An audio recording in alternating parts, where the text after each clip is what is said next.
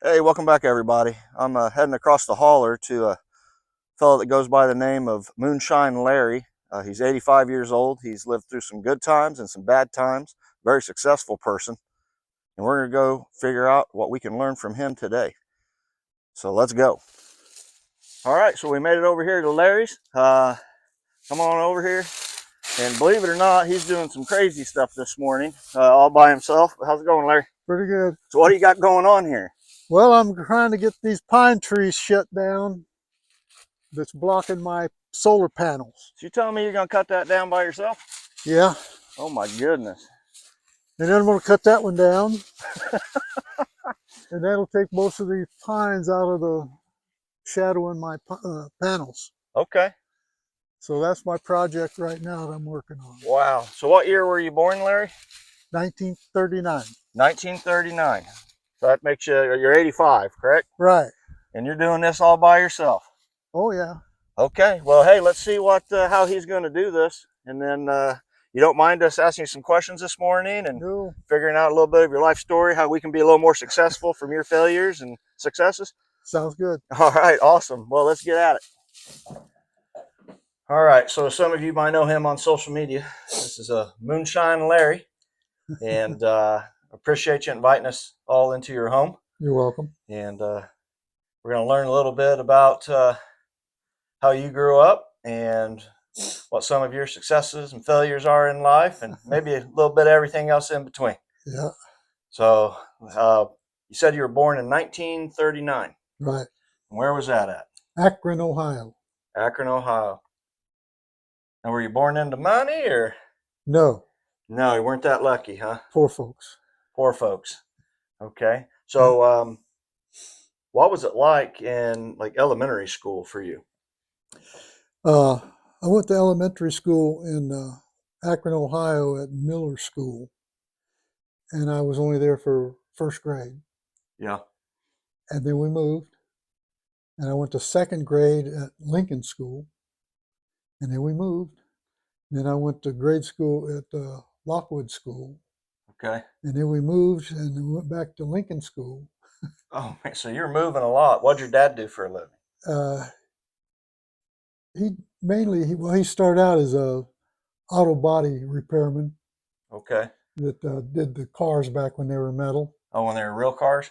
Yeah, when they had to fix the dents instead of throwing a fender out and getting a new one. Right. And he drove truck for a while. But he had a heart condition that he got when he was a little boy. He had rheumatic fever. Oh, okay. And it ruined his heart valve. Yeah. Which today is no big deal. Yeah, back then it was. Back then was fatal. Life sentence. Yeah. There was nothing they could fix on that back then. So he only lived till he was 36. Oh, wow. And then he passed away from bad heart. Yeah. That now would be about an outpatient thing. Right. But back then there was no procedures for it. Yeah, it's crazy how fast medical technology has advanced. Yeah. So he wanted to live fast and live hard, and family life wasn't his main objective at the time. He was living as much as he could live in the time he had. The doctor said he wouldn't make it out of his teens. Oh, wow. But he made it to 36, so he did pretty good. Yeah. So then you went to middle school, and what were times like when you were in, let's say 13 to 15 years old? Well, when I was 13, I graduated from Margaret Park School. That was another grade school. Yeah. And I went to Akron South High School. Okay. Back then, there was no junior highs or none of that. And you went from 8th grade to 9th grade into high school. You were a freshman, and and then sophomore, junior, senior. Okay. And there was no middle school. Yeah. Now, did you behave in school or? For the most part, yeah, I was not disruptive. They had corporal punishment back then, Oh, so yeah. they get paddled on the bottom. I've had a paddle. You've had a paddling. So what was the environment like? What did you guys do for fun?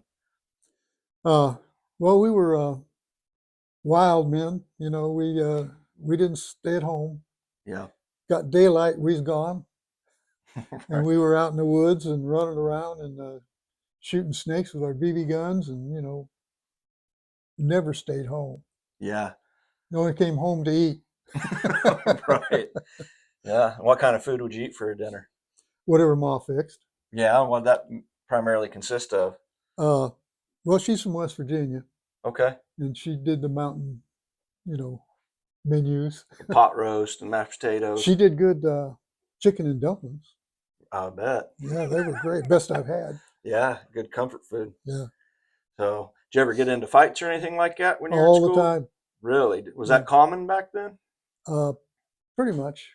Yeah. Unless you wanted to cower down and let them bully you, then you didn't have to fight too much. But Yeah. if you stood your own ground and wouldn't put up with whatever you were trying to have them put up to you, Yeah. then there was a fight. Really?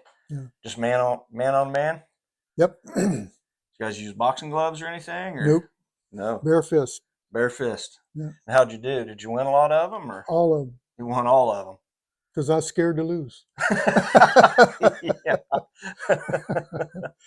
Yeah, that's great. And then, what did you guys do as far as like entertainment? Well, I played trumpet from a second grade on. The trumpet. Okay. So I was a trumpet player all through grade school, high school, college, Navy. I played trumpet for over 20 years. Oh, that's amazing. Yeah. And what got you involved in that? I don't know. My brother was a professional piano player. Okay. So he was making his living playing music. Right. And my mom played banjo. Okay. So I guess it was musical in the family. And then our relatives in West Virginia, Yeah. we go to visit them, West by God. West by God, Virginia. And we get on the front porch of Uncle Albert's place, and you had to walk in. There wasn't no roads to it. Yeah.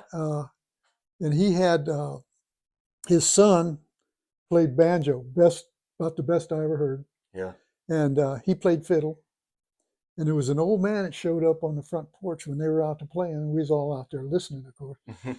This old man started doing the mountain shuffle to the music, Oh yeah. and they kept playing faster and faster. And the old man kept going faster and faster until he says, "I can't keep up." And he sat down. That's They great. did it on purpose, to Yeah. see how fast he could go. Yeah. So times were a lot simpler. Do you remember? I mean, you guys, that's the 50s, correct? Yeah. So you guys had like drive-ins with like the girls with the roller skates. And, Oh yeah, I love roller skating. yeah. I did that any chance I got. Yeah. I And love then, to roller skate. yeah. You remember the first time like a fast food restaurant Yeah, came in? What was that? McDonald's was the first fast food franchise around town. Yeah. And how much did that run you? If you wanted to get a burger and fries, milkshake, $1 $1 for everything. for everything. Yeah. Unbelievable. What would just a burger cost you? If you wanted to do a takeout, Yeah. you could get 10 for $1. 10 for $1. But if you ate at the drive-in, just the burger was probably a quarter.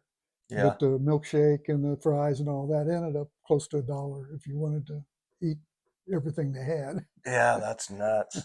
That's nuts. And if you wanted to go on a date, where would you take a young woman on a date? Well, we didn't have no money, so it was hard to get gals because, of course, they wanted to be entertained.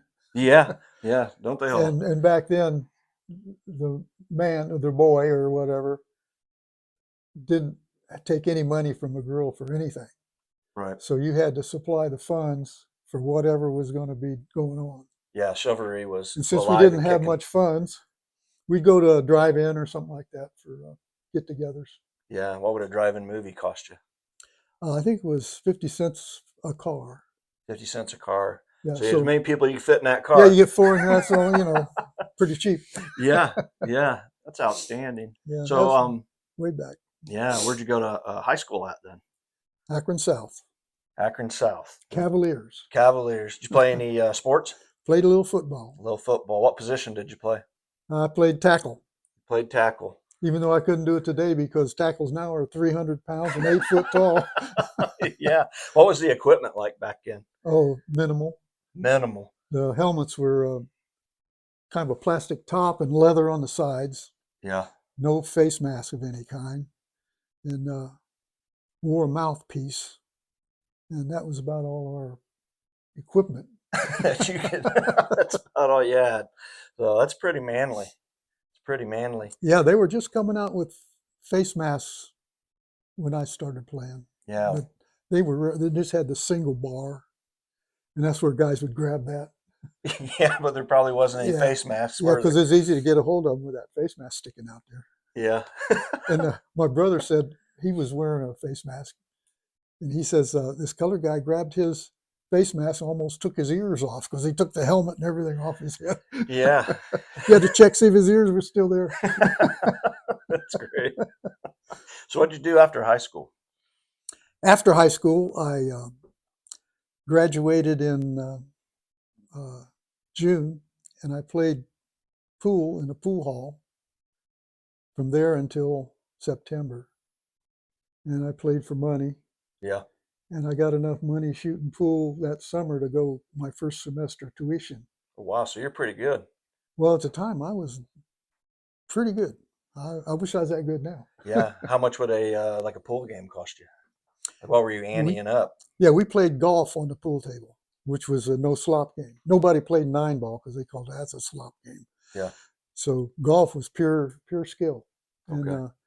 everybody we get five guys was what we like to play with. Of Hmm. course, get too many then it's not as good. But five guys was perfect, and each guy put in $5 in the pot to play. And you had a pill bottle back in the old days in the pool halls.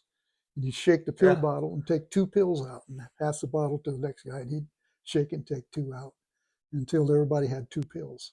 And then you decide from the two pills, they all had numbers.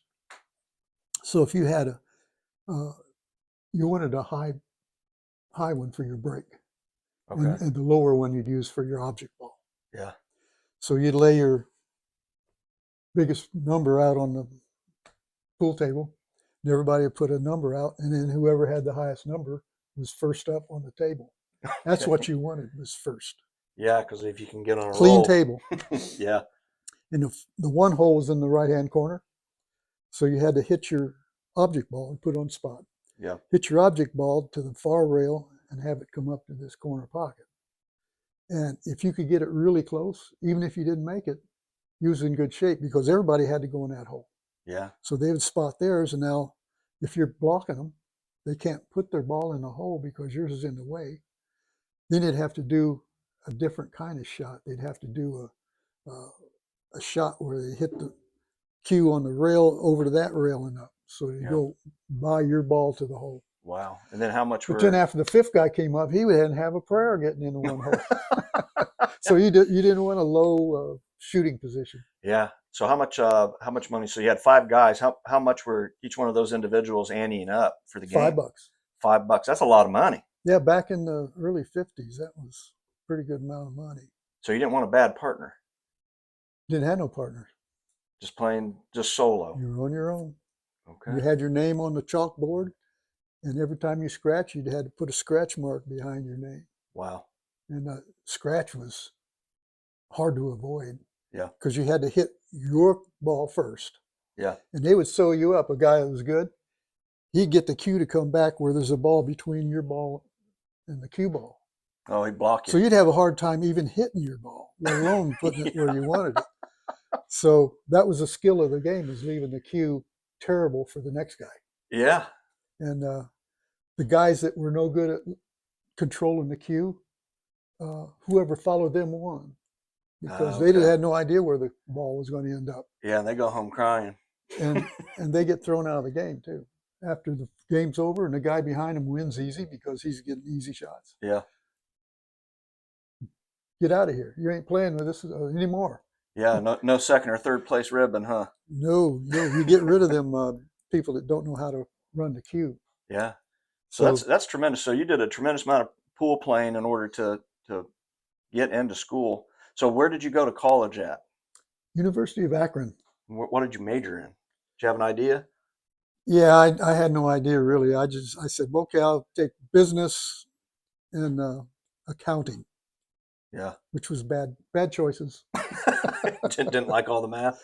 Didn't The math wasn't that bad, but the accounting was so boring that I couldn't imagine ever doing that for a living and having to do that all day long. Yeah. So I quit the accounting part. I said, I don't want nothing to do with that. Yeah. Now, did a lot of people back then go to college, or did they go into like the trades? Most people went into trades because they didn't have the tuition money. Yeah. And they didn't have it like they do now, where they got student loans and stuff where you can put it off and you still get to go, but pay them later. Right. But back then, no, There's money up front. cash on the line. You got to pay tuition and books Yeah. because nobody's going to give you a book. So when you go into class, you got to have the textbook for that class. Right. And they don't hand them out for free. You got to go to the bookstore and get the book that you need for that class and buy it. And you Right. try to get a used book because you can sell your books back after your class. Right. So you didn't want a brand new one because those are expensive. Yeah. So you'd find out if they had any used textbooks for that class. Well, and sometimes them used ones got the answers in them. Yeah. So, how long did you go to college? One semester. One semester. You decided that was enough. Well, I wanted to go more, but I didn't have the money. Yeah. So I said, well, I'll have to think of something else because I'd like to go to college for, the whole time, get a degree. Right. But didn't happen. Wasn't in the cards. Yeah. So what did you do once you finished your semester? And I went to because I was getting my draft card about that time. okay. So Yeah, because this is right after Korea. Yeah. Okay. So I'd been in the National Guard in Ohio. Okay. 37th Infantry Division. All right. And we go to summer camp for 2 weeks, and you'd have to sleep outside in the ground, and you'd have to run with your M1 over your head through the weeds up to here. M1 green. And I says, I don't think I like the Army. Yeah. So when I got my draft card, they said, okay, we'll turn it into the Selective Service Board, and they will call you. Okay. And I didn't want them to call me and say, you're going to Fort Benning in the Army. And I right. didn't want that. So I went to the Navy recruiter. Ah, okay. And took his tests. Because Navy, you got a clean bed every night. Didn't have to sleep in the ground in a foxhole that just rained. Right. And you got 3 good meals a day. Mm-hmm. Didn't have to carry ration or skip it because you didn't have even that. Right. And I said, I'll take the Navy. Right. I've been living hard enough. I'm going to do this. So I'm going to go in the Navy. Back then you had 6-year military obligation, every young man. Oh, okay. You would either volunteer and do your 6 years, or they'd draft you. Yeah, they'd say you're going to go in the infantry over here, and that's not good. Yeah, you'd rather pick your job. Yeah. So what job did you pick for the Navy? You're looking to your future then, because you're just out of high school, you're out of college, and your whole life's in front of you. Yeah. And you know what you like and what you don't. Right. So, and that's a thing for young people. The earlier you find out what you like, what you want, get into it right then. Don't hem-haw around and wait, because every day that goes by, somebody else is doing the same thing. And I think I'd like to do that. So Yeah. the competition gets more and more and more if you put it off. Get in it right away. Get in as early as you can. Get your apprenticeship in with people who do that job and know what to do. Yeah. You get a little OJT while you're trying to learn the trade. You don't get full pay, but you're learning. Get into it soon, because everybody that wants to get into that now, they're behind you. Yeah. And you're ahead of them, which is because if it's a trade that's popular, you better get it sooner than later. Yeah, because it's competitive out there. Yeah, there's a lot of people that want that. Yeah. So what did you choose in the Navy as far as your job? Electronics. Electronics. It was just opening up. They had it was going from tubes to transistors. They were getting rid of all the tubes and all the new equipment, and they were using transistors instead. Wow.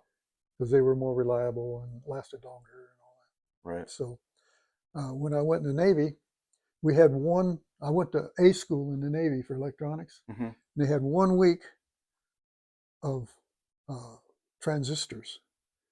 And all they did was said, see this? That's a transistor. That's about all you had for training for transistors. Everything else Right. with tubes, Yeah, EB/IB curves and filaments and grids and cathodes and all that.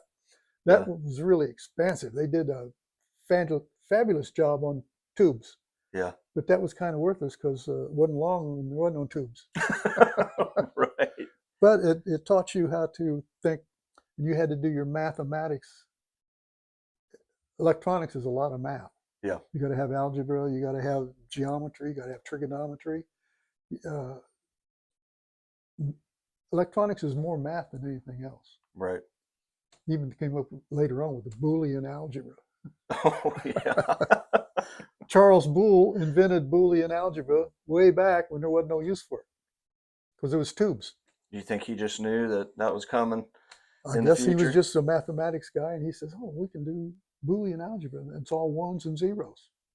The binary system. Yeah, binary system. But there wasn't no use for it because Yeah, they didn't have the technology yeah, there was to no use. implement it. But when the transistors came out, now Boolean algebra was the main mathematics for digital. Wow, that's insane. Yeah. So where did you go overseas while you were in the Navy? Oh yeah. What was the first place overseas that you went? First place after I got into my squadron out of boot camp, we went to Rosie Roads, Puerto Rico, Okay. and we practiced ASW. I was in ASW squadron, Right. and they practiced ASW procedures in the or in the Caribbean. So Rosie Roads was the main proving grounds, and for everybody that wanted to know about ASW, Right. they went to the Caribbean to be schooled and get experience. Yeah. And then when I got back to squadron, back in Brunswick, Maine, our first deployment was overseas to Rota, Spain. Wow. And at the time, I lucked out because Yeah, you did. when I first went into the squadron, I'd had all this training, high school, college, P school before I got to the squadron. And what they do, the first thing they said is you're in housekeeping. So you run the buffer machines and the swab the floors in the barracks and all that. Yeah. And I'm thinking, I went to school all in 12, 14 years so I can mop the floor. Yeah. But hey, you're mopping the floor and But they said, okay, they needed radio operators in the squadron. They didn't have enough. And okay. so I volunteered. I said, I'll take radio school. Because there's a guy, Folger was his name. He was a first class radioman. Yeah. And he was giving classes on Morse code, semaphore, flashing light, all the communications. Right. So I went into that and I learned the Morse code. And I was still what they called a ground pounder because I wasn't on crew. Right. So I got through the radio school, and then I didn't go back to compartment cleaning. I went to the electronics shop in the hangar. And I was in there, and some officer came in and says, "Any of the techs in here know anything about Morse code?" Right here. Yeah. So we need a radioman. So I got on crew, and everybody, this ground pounder, wanted to get on crew Yeah. because crew was 12 section duty because we had 12 airplanes. Mm-hmm. And if you're ground pounder, you had 4 section duty. Uh, So everybody wanted to get on flight crew. yeah. Plus, you got flight pay and hazardous duty pay, and Oh yeah. you made a lot more money if you could get on crew. So if you're smart, you went for that. Oh yeah, I got right on crew. I said I'll be a radio operator, Yeah. and I could do Morse code, send out reports, in reports, position reports, all that stuff. Yeah. And so when I went to Spain, the first deployment, Mm-hmm. I wasn't on crew, so I had to Okay. go to MATS, they call it, Military Air Transport Service, Yeah. because the crew flew their own plane over to Spain. All right. But if you was a ground pounder, you didn't have a plane to fly in. They had to go on MATS, and you go from Brunswick to lodges in the Azores and land there, refuel, and then go on into Rota, Spain. Okay. But when I hit the ground in Rota, Spain is when they said, we're short a radio operator. Here I am. Right. Got right on crew as soon as we got into Rota, Spain the first time. Yeah. What did you do for fun there in Road to Spain? Oh, there's so much fun to do Yeah. because you're a young guy. You're 18 or 19, Right. and town is beckoning. Yeah. Sure. Sure. So and the Spanish towns were. I was in Jerez de la Frontera Okay. in southern Spain, and that was the sherry capital of Spain. That's where they produced all Oh, the sherry. yeah. It was fun because in the ferias in the town, they'd have a little carnival set up, and they'd have this target about a foot in diameter, Hmm. and they'd have rings, and then right in the middle was a hole, and there was a ball bearing sitting in the hole, and behind the ball bearing was a little ramp that went down, and it triggered this lever as it dropped in, Hmm. and when the lever went down, it poured a shot of sherry. So it only cost you one peseta, Yeah. and there's 59 pesetas to the dollar. Well, what's that's nothing. Yeah, so you could go into town into the feria and shoot the ball. The Spanish guys couldn't shoot, Yeah. but how could you miss? You know, hit it every time. Well, you drinking You up them could, sherries, yeah, you'd yes, miss. yeah, I got another peseta. Do it again. Right. Yeah, so you could get drunk on less than $1. Yeah. Did you meet any women over there? Oh yes, Yeah, beautiful women in Spain, I've heard. dark-haired senoritas, Yeah. and they were very friendly. Yeah. Well, this is like right after World War II in Korea. So was Spain, tore up from the war or Yes, Spain was part of the Axis powers. okay. Uh, they were in with Germany and So they're Italy. communist at this time. Yeah, they were. Well, how Franco got to power in Spain was through the Germans Okay. because they had a Spanish Revolution, Right. Yeah. and the Germans backed Franco. So they Uh, sent him arms and munitions and troops and people that show him how to do everything. So they beat the rebels. yeah. So Franco came to power to be the dictator in Spain. Okay. And then when the Second World War broke out, he aligned himself with Germany. Yeah. So How did the locals there in Spain, how did they react to being in that type of an environment? they didn't like it, They didn't like it. no. But they couldn't do it openly. Yeah. So they had like probably armed militias going around. Yeah. Yeah.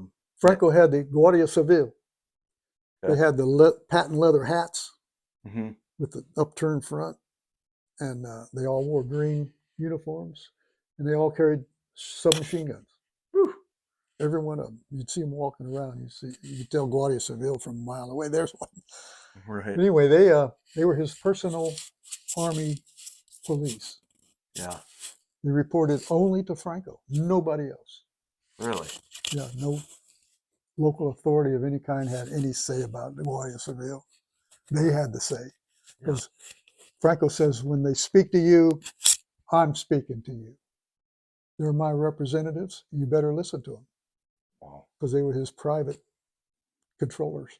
Yeah. So they had the populace So you guys would be under. sitting there having some cervezas and having a Oh good yeah, time and yeah, and then trumpet would come on the radio, dun, dun, dun, dun, dun, big fanfare, no shit. and then Franco would give his daily instructions to the populace, Yeah.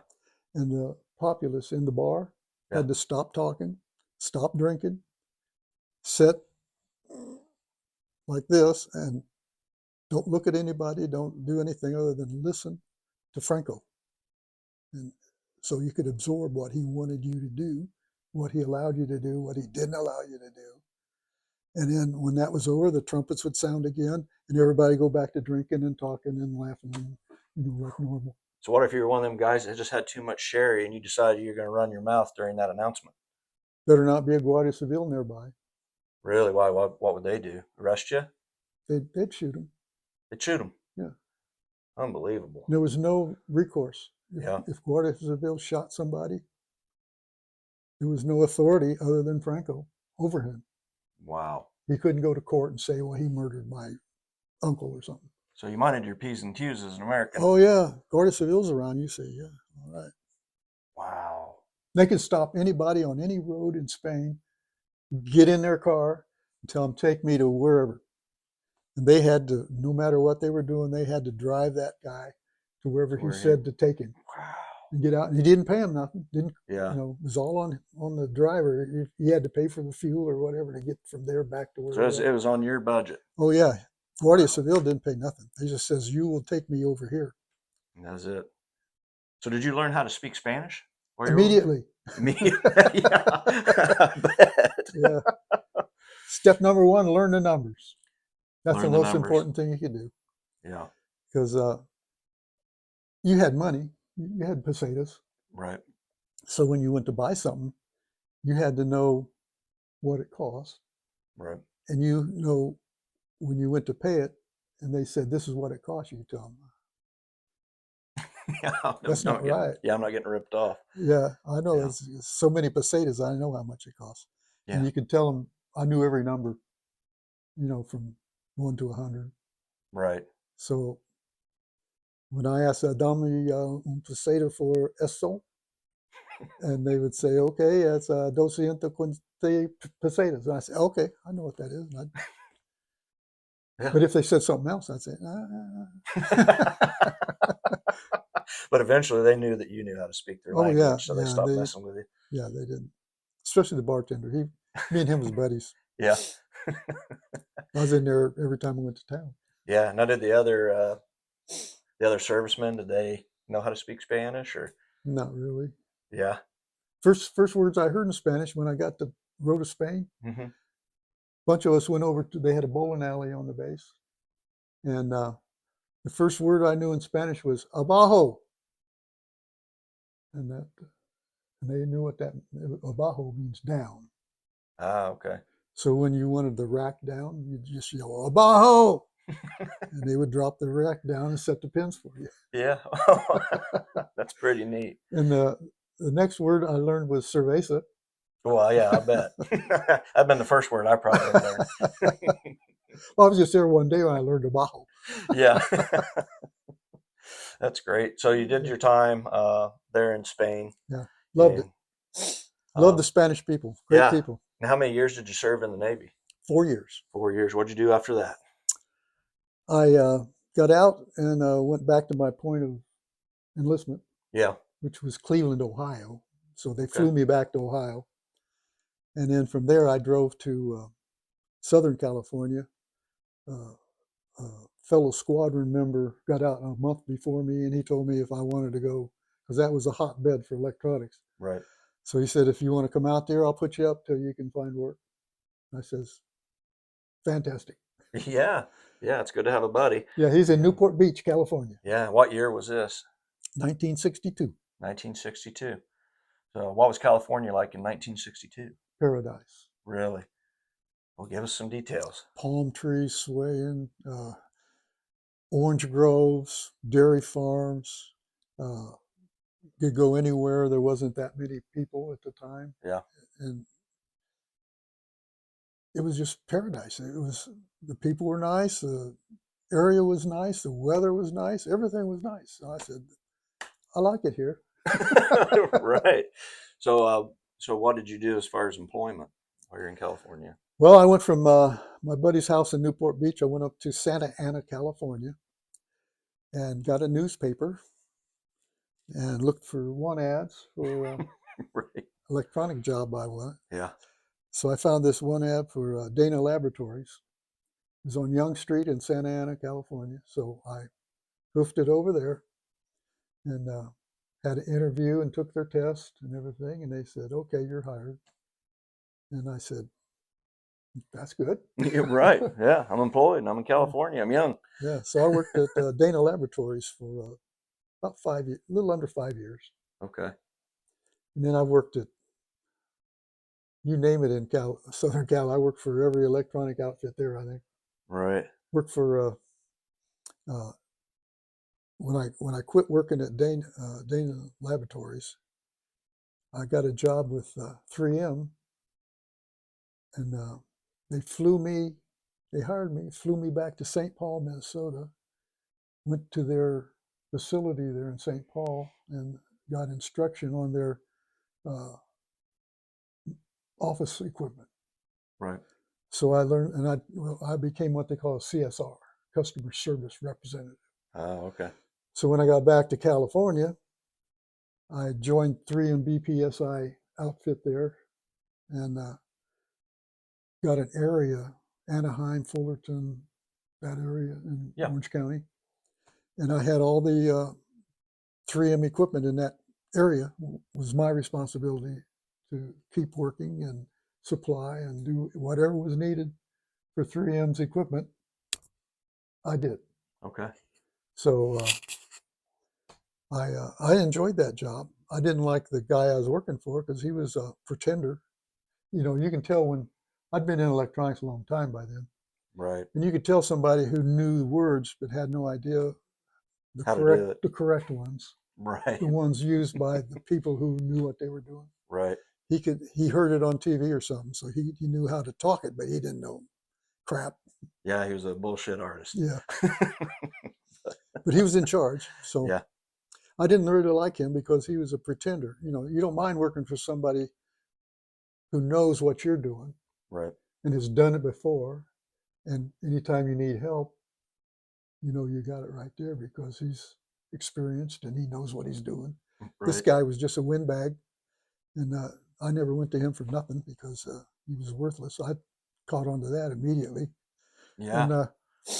and I went into my area, and I always looked at all the. They had bulletins coming from St. Paul once a month. Yeah. On all the engineering changes, on all their equipment, and I'd get them and I'd go study all of them.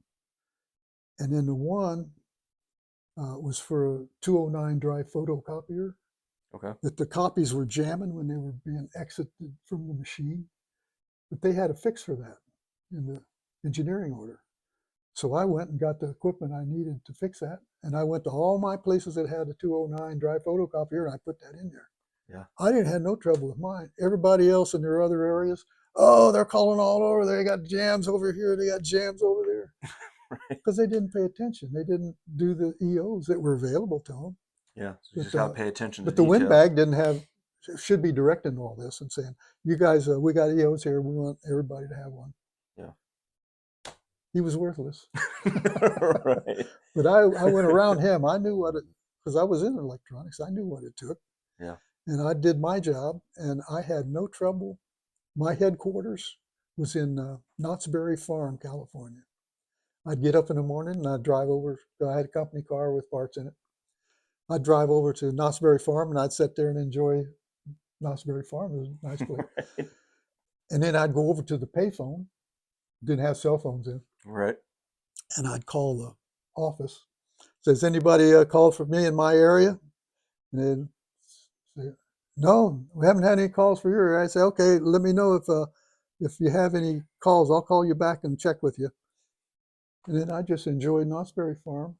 And sometimes I wouldn't do anything because I had no calls. All my equipment was working. Yeah. And yeah. I mean, so you're still like you're a young man. It's in the 60s. oh yeah, I'm 20s. You know, and then that's would have been kind of like starting like with the summer like peace and love. So you're dealing with like hippies. What do you think about that? Oh, I love the hippies. Yeah. Yeah. Why is that? It went from violence to love. And Yeah. I said, I like that. Yeah. Because I had enough violence in the 50s in Akron, Ohio. I didn't need any more of that. Right. Well, yeah, and you had what Rocky Marciano was the champ there in the 50s, and yeah, he was the heavyweight champ. yeah, now you're in the 60s, and everything's turned to peace and love. Yeah, peace. Yeah. Instead of come over here, asshole. Right. So that's pretty great. So what did you do? Once you got out of California, where did you go with your career from there? Well, I got out of LA area, Orange County, Yeah. because it was turned into you know what. And I went up to Northern California, to Groveland, California. It's about 20 miles from the Yosemite Gate.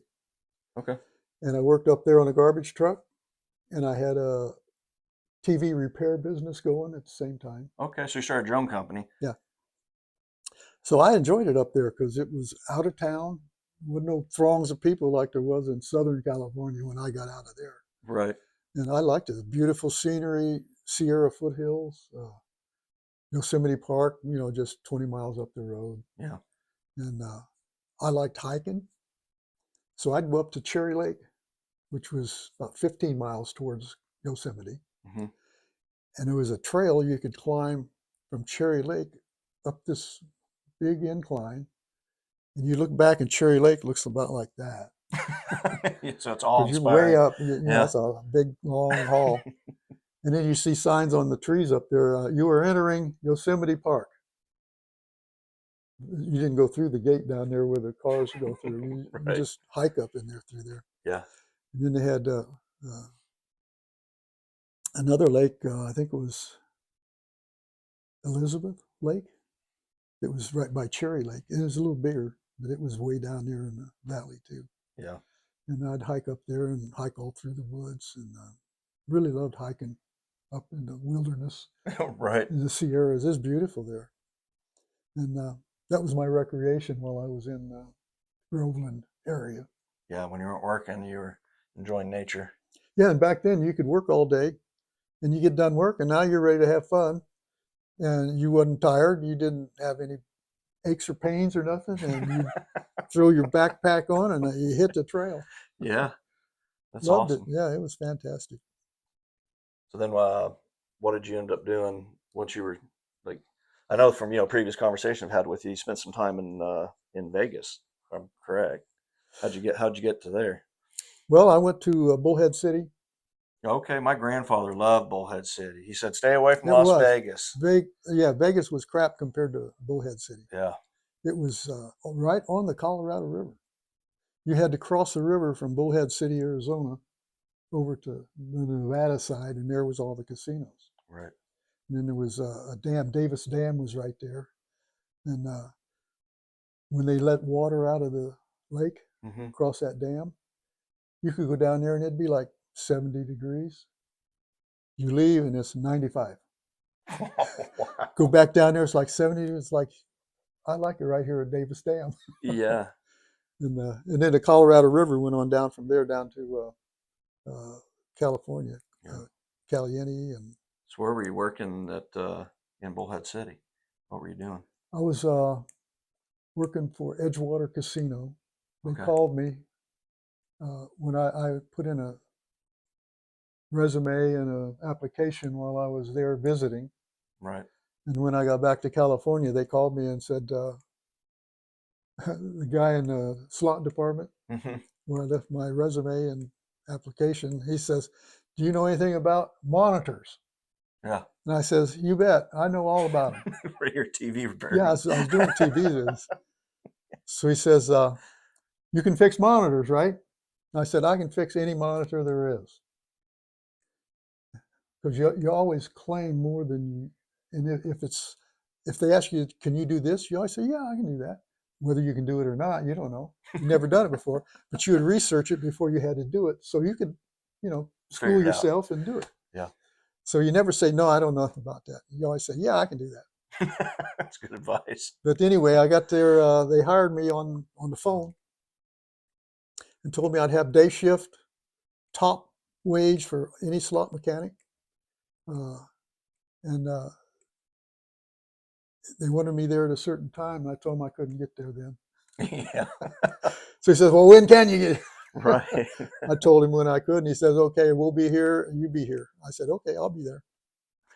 So I went down to Bullhead City, went into the Edgewater Casino, went into the slot office, and told them I'm here. Uh, Steve Peterson hired me on the phone, said they wanted me to work here. Yeah. So the secretary says, "Oh yeah, we've been waiting for you." I said, "Good." So they ushered me in. He was the assistant slot manager. So I went into his office and he says, "Good, I'm glad you got here. We need you." He says, "There's a monitor in the shop right now that every mechanic in here tried to fix, and it's still not working." He says, "I want you to fix that." He just kind of challenged me because I told him I could fix any monitor. Right. He's gonna give you the hardest thing he's got. Yeah, so I said, "Okay, you got a schematic and parts, I can fix it." So he took me back there, and it was a simple fix. Took me 5 minutes to figure it out. Yeah. And I got it up and running, and he was, all his mechanics tried, and none of them could do it. Yeah. What was wrong with it? a diode, Zener diode Yeah. in the power supply. Yeah. So I got a lot of enemies right at that moment because all of these slot mechanics had their chance to fix that monitor, and they Yeah. couldn't. And I should have took longer because it was so simple to fix. You fix it like that. And I wanted to impress the boss. I didn't care about them. Yeah. Now he's So gonna want everything fixed like that. yeah. So I went and done that, and he was impressed. And from Yeah. then on, I did anything. He had me doing all kinds of stuff that he needed done that he didn't have anybody to do it. Yeah. And I was like that with him. He made me chief mechanic after a couple of years.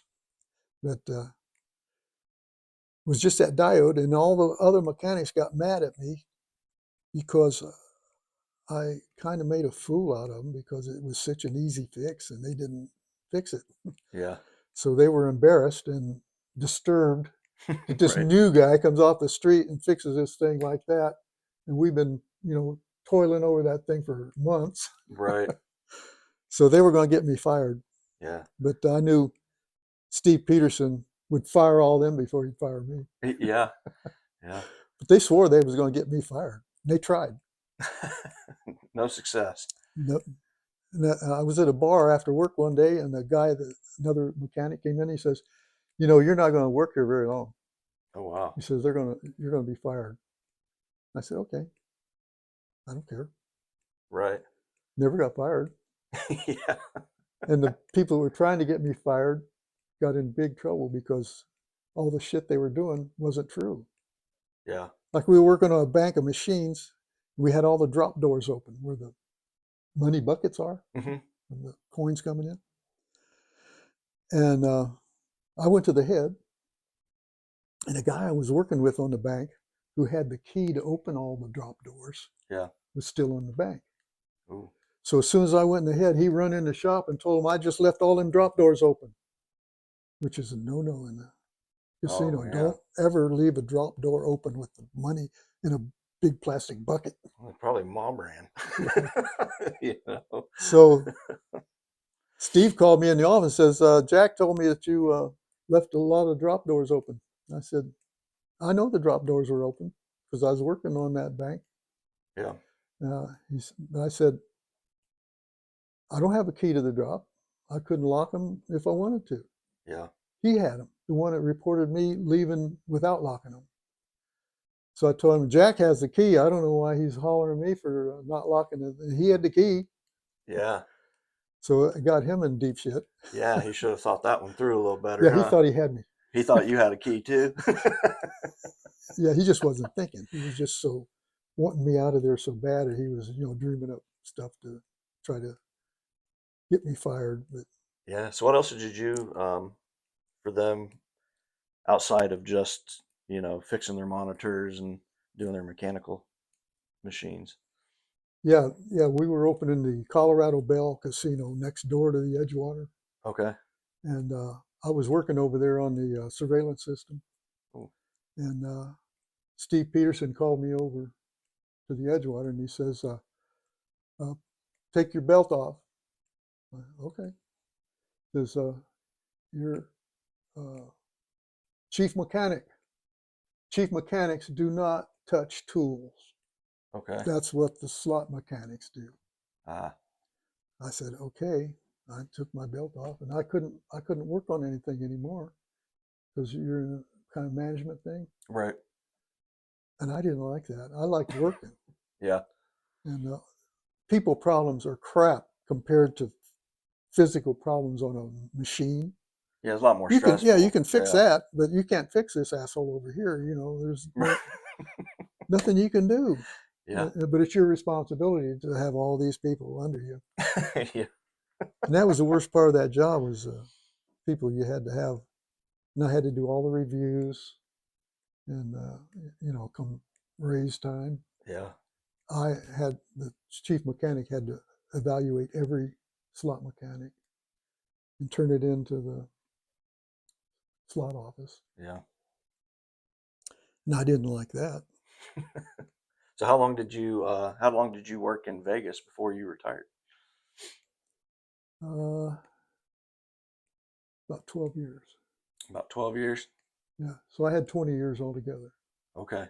counting Bullhead City and Vegas. Yeah. So did you get a pension from that? Oh, yeah. I Okay. was in the Operating Engineers Union. There you go. Uh, Vegas was all union at the time when I got there. Yeah. The Culinary Union Right. was all the food people, Hmm. and the Operating Engineers Union was the people that ran all the casino equipment, like the air conditioning, the plumbing, everything that had to do with the casino building. Okay. The operating engineers were in charge of that. All the electric part where the lights lose power, the generators come on, so the lights come back on in the There's casino. a one-stop shop for anything that dealt with electricity. So we slot mechanics got in with the engineering outfit in the casino, Yeah. and we were all part of the operating engineers union, and that was great because the people that weren't in a union, Hmm. I wouldn't like to do that. Right. Yeah. You didn't have the basic protections. Oh no, you did exactly what you were told when you were told, and do it the way they want it, or else. Yeah. And you had no protections of any kind from anybody. The only protections you had was from Bill Bennett, who owned Circus. Hmm. He had orders of how to treat employees by all his supervisors. Right. So there are certain things that they didn't want to get into because Bill Bennett, that was the only protection that the non-union people had, was Bill Bennett's operating plan for his supervisors, what they could and couldn't do. Yeah. Like they couldn't single out an individual and treat him any differently than the rest in that group. Right. And if they did, and Bennett found out about it, he'd fire that supervisor. Yeah. Says, I told you what you can and cannot do. You're treating my employees bad, you're fired. Wow. Just like that. Yeah, out the door. Don't come back. Wow. So all the department heads were kind of aware of Yeah. what they Of the could get away situation with they and were in. not. Yeah. So you finished up all that work, and then it was Yeah. time for you to retire, and that leads you to where we're at now, which is in the Ozarks. Yep. Why did you come to the Ozarks? Because I was in the Mojave Desert for 20 years, and there Yeah. was no grass, no trees, nothing growing. Right. And I said I wanted to go where there was water, rain, trees, grass, you know, 4 seasons, Yeah. all that good stuff that I had in Ohio. Right. So I said, I'm going to research around. I found the Ozarks was my first choice of all the places in the United States. Yeah. And the property prices were more reasonable. The cost of living was more reasonable. There was a lot of pluses in the Ozarks. Yeah. So I says, well, I'm not going to go where they want to, rip you off and everything. So I said, I'll go to the Ozarks. And sure enough, when I got here, it was a funny thing. When I'd go to in the casino, they had what they call the EDR, employee dining room, Okay. because you couldn't leave the casino. You when you checked in, you stayed there till you Clocked in, clocked and out. then yeah. So everybody that would eat, they'd go to the EDR, and it was like going into the United Nations. Every little group of tables, they were yakking in some language you had no idea what they were even talking about. Chinese over here, Japanese over there, Indonesian over there, Mexican over there. Everybody was all kinds of different languages in that.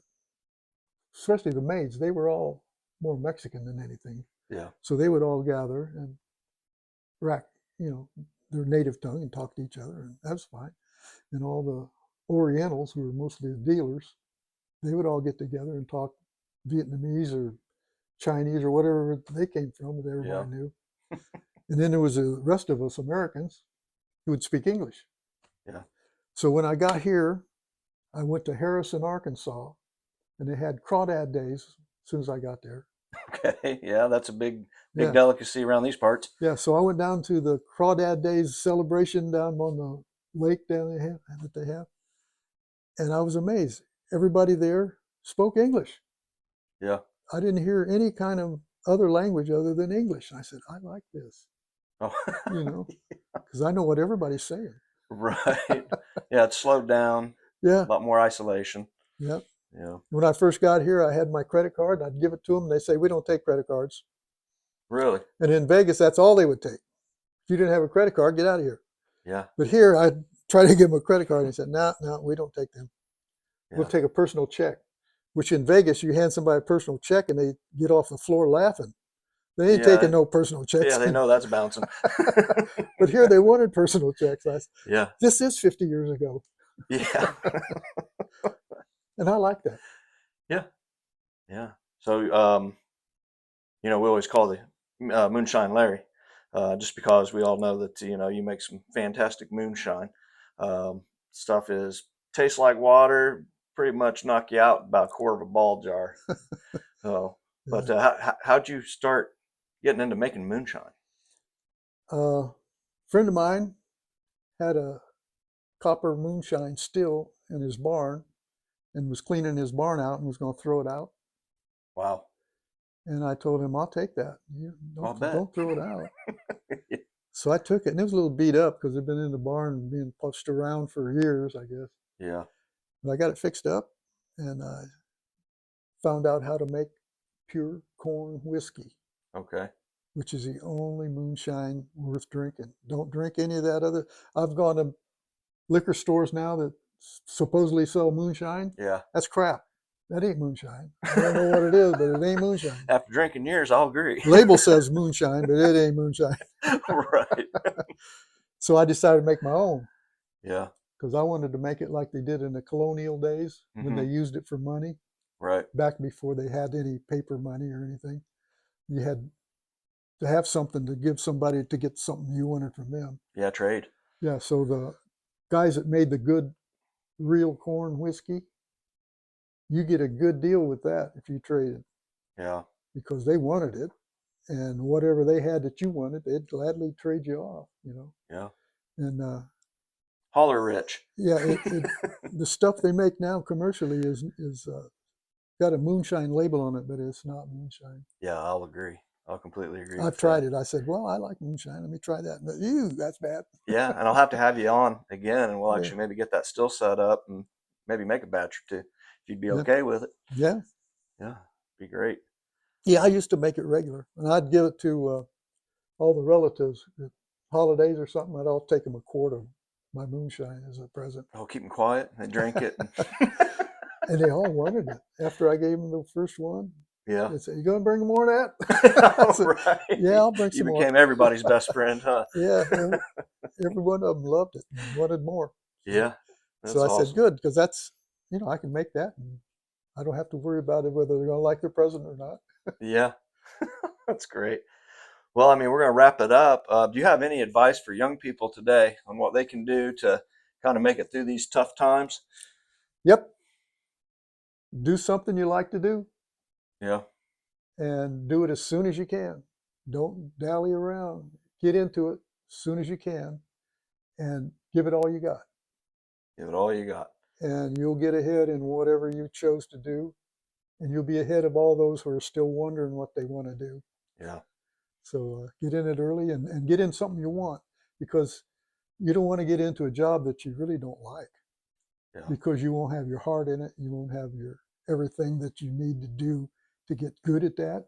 right. To you, it'll just be a paycheck. It won't be something you're proud to do. Yeah, you won't be as fulfilled. Yeah. Okay. So Well, I really appreciate you letting us into the home here and, you're welcome. telling us about your life. And Nice talking to you. yeah, can't wait to make some moonshine. Okay. Maybe as soon as it warms up. It's cold here in the Yeah. Ozarks today, so Yeah, it's below freezing. it is below freezing. He's out there knocking down big old trees. So, but hey, appreciate you guys tuning in. Stay smart, be safe.